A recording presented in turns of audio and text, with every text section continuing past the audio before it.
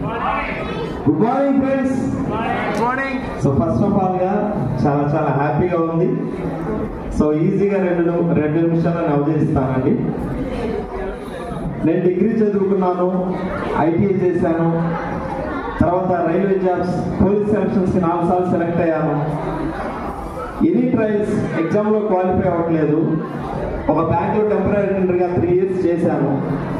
Exam రాసి pass అయ్యాను, interview select అయ్యాను.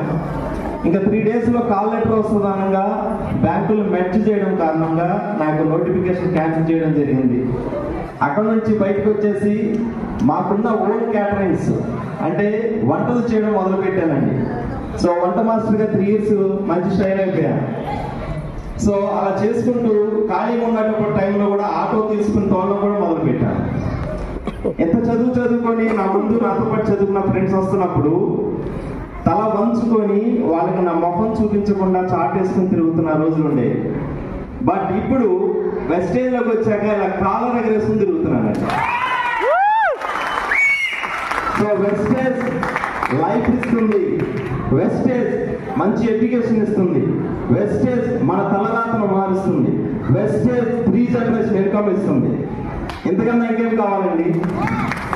సో నేను చెప్తున్నాను, ప్రతి భర్తకి ఉంటుంది భార్యకి మంచి లైఫ్ ఇవ్వాలని, ప్రతి కొడుకు ఉంటుంది తల్లిదండ్రులు మంచిగా చూసుకోవాలని. అది ఒక వెస్టేజ్లోనే అవుతుందండి. సో నా తల్లిదండ్రుల్ని, సో ఈ మంత్ ఇప్పుడు నేను స్టార్గా ఉన్నాను, వచ్చే నెల నేను మ్యాక్సిమం ఒక రౌండ్ని ట్రై చేస్తున్నాను.